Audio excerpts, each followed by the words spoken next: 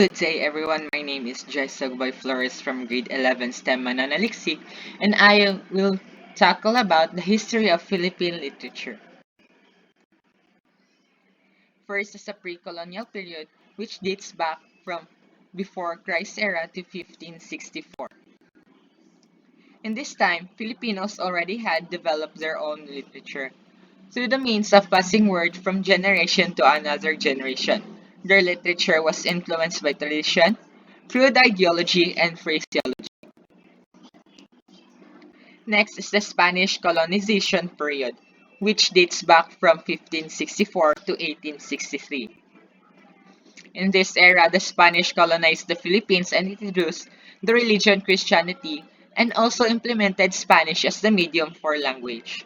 The current literary works were divided into two categories, which are religious and secular. The religious songs were dedicated to praising the Lord, and secular was for work, entertainment, and etc. Next is the nationalistic or propaganda and revolutionary period, which dates back from 1864 to 1896.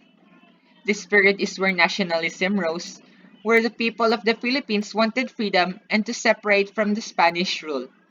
The medium of language was changed back to Tagalog, and more of the Filipino culture showed in our literary works. Most of these were political works for the purposes of overthrowing the Spanish rule. American colonial period from 1910 to 1945. During this period, new literary forms were introduced and Filipinos used English in their works. Some of the works were influenced by Western literary trends.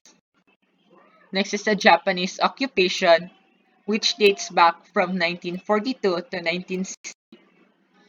In the Japanese occupation, we Filipinos shifted from balagtasan to writing simpler language and free verse. In this era, fiction rose and overcame the fame of poetry. They also gained new techniques in writing. It was this time that a few writers rose to fame and were called literary giants.